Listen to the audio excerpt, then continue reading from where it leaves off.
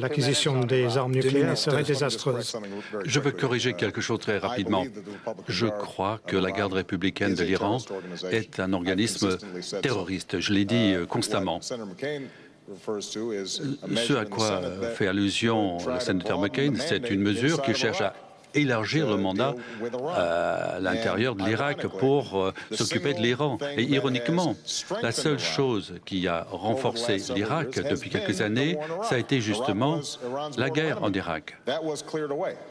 C'est clair. Ce qu'on a vu depuis quelques années, c'est que l'influence de l'Iran a grandi à cause de l'Irak. Ils ont financé le Hamas, le Hezbollah, et ils sont en train de développer leurs armes nucléaires. Donc la politique des 8 dernières années n'a pas fonctionné.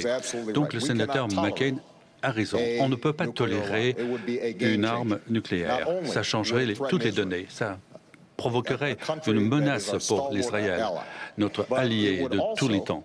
Mais également, ça crée un environnement où on pourrait avoir une course vers les armements au Moyen-Orient. Voici ce qu'il faut faire.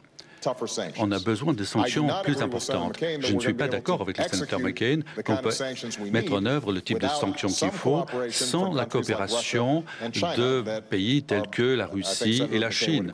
Et je pense qu'il est d'accord avec moi que ce ne sont pas des démocraties, mais qui ont beaucoup d'échanges avec l'Iran, mais qui ont intérêt à faire en sorte que l'Iran ne trouve pas cette arme nucléaire. Mais il faut beaucoup de diplomatie avec l'Iran. Et c'est là où je ne suis pas d'accord avec lui. L'idée qu'en ne pas parlant aux gens, on les punit. Ça n'a pas marché en Irak, ça n'a pas marché en Corée du Nord. Et dans chaque cas, ces tentatives d'isolement a accéléré la course vers les armes nucléaires. Sénateur, les négociations?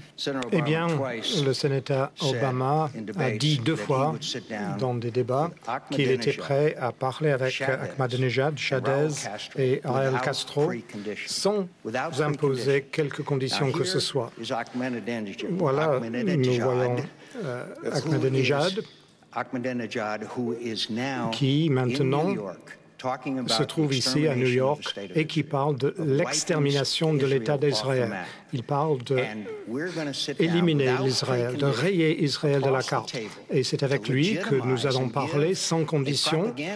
On va lui offrir une plateforme pour sa propagande. On va faire ça pour quelqu'un qui prône l'extermination de l'État d'Israël. Cela augmente sa crédibilité dans le monde. On peut croire à partir de ce moment-là que ces gens-là ont bien agi parce que nous sommes prêts à parler avec eux. Ça donne une sorte de légitimité à leurs actions illégales. Tout au long de l'histoire, qu'il s'agisse de Ronald Reagan, qui ne voulait pas parler avec Brejnev avant que Gorbatchev arrive avec le glasnost et la perestroïka, qu'il s'agisse du président Nixon, qui s'est rendu en Chine, mais seulement après les contacts pris par Henry Kissinger. Moi, je suis prêt à parler avec tout le monde, mais il faut des conditions préalables. Et ces conditions préalables impliquent de ne pas légitimer quelqu'un comme Ahmadinejad. Le sénateur Obama a dit sans conditions préalables. Parlons de cela. D'abord, Ahmadinejad, ce n'est pas la personne la plus importante, la plus puissante en Iran. Ce n'est peut-être pas à lui qu'il faut parler. Mais je me réserve le droit, en tant que président des États-Unis, de rencontrer qui je veux, où je veux, au moment où je veux, si je pense que ceci va permettre la sécurité des États-Unis. Et je suis content que le sénateur McCain a parlé de l'histoire bipartisane de la diplomatie. Il a parlé de Henry Kissinger, qui est l'un de ses conseillers, avec 5 secrétaires d'État. Il vient de dire qu'il faut rencontrer l'Iran, mais sans précondition. C'est l'un de vos propres conseillers. Mais ça veut dire quoi, sans précondition? Sans précondition. Ça ne veut pas dire les inviter à prendre le thé. Cela veut dire qu'on ne fera pas ce qu'on a fait par le passé, c'est-à-dire, tant que vous ne faites pas exactement ce que nous vous disons, on n'aura pas de contact direct avec vous. Il y a une différence entre les préconditions et les préparations. Bien sûr, il faut des préparations. D'abord avec des négociations diplomatiques à faible niveau. Mais ça ne marchera peut-être pas. On m'a appelé naïf quand j'ai dit qu'il fallait examiner, explorer des contacts avec l'Iran. Et vous savez, le président Bush, ces derniers temps, a envoyé un ambassadeur important, Bill Burns, pour participer à des négociations avec les Européens concernant les armes nucléaires. Peut-être que ça ne marchera pas, mais si ça ne marche pas, à ce moment-là, nous aurons renforcé notre capacité à former des alliances pour imposer ces sanctions fortes que le sénateur McCain vient de mentionner. Et quand on ne l'a pas fait, comme en Corée du Nord, par exemple, pour prendre un autre exemple, en Corée du Nord, on a arrêté les négociations, les discussions. On a dit, voilà, on ne peut pas parler avec eux. Et vous savez ce qui est arrivé? Ils ont quadruplé leur capacité nucléaire. Ils ont testé les armes nucléaires. Ils se sont retirés. Et ils ont envoyé des secrets nucléaires à d'autres pays. L'administration Bush a changé de direction et on a fait des progrès, même si, à cause des problèmes en Corée du Nord,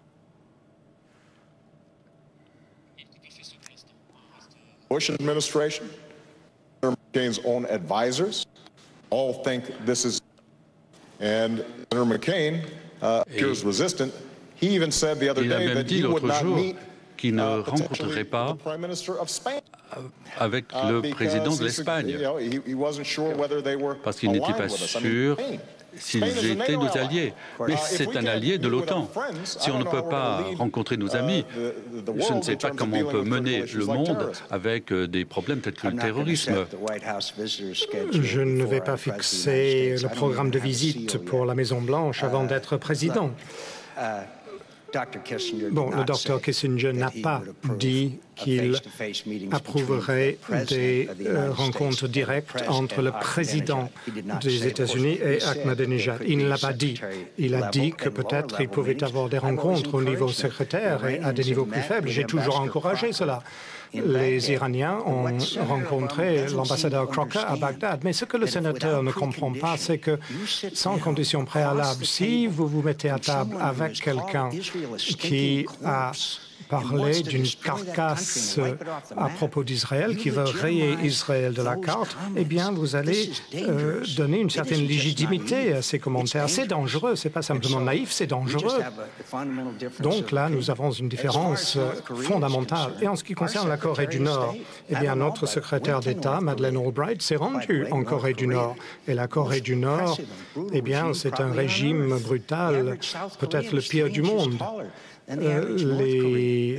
La taille moyenne en Corée du Sud est de quelques 8 cm de plus qu'en Corée du Nord. Nous ne connaissons pas l'état de santé du leader en Corée du Nord, mais nous savons que tous les accords signés avec la Corée du Nord ont été abandonnés par la Corée du Nord. Donc, on ne peut pas se mettre à table sans précondition avec ces gens-là, comme le recommande le sénateur Obama. Le sénateur McCain se sert de cet exemple en disant que voilà, le président va rencontrer quelqu'un sans préparation, sans autre préparation. Personne n'a dit ça. C'est une caricature. Quand on parle de préconditions, et Kissinger a dit qu'il faut avoir des contacts sans préconditions. Mais l'idée, c'est qu'il ne faut pas s'attendre à résoudre tous les problèmes avant de commencer des discussions.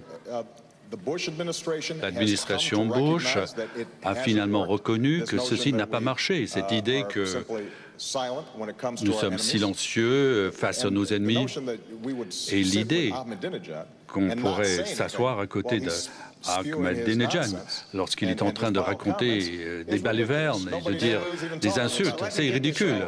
Bon, vous dites donc qu'il faut se mettre à côté d'Ahmadinejad et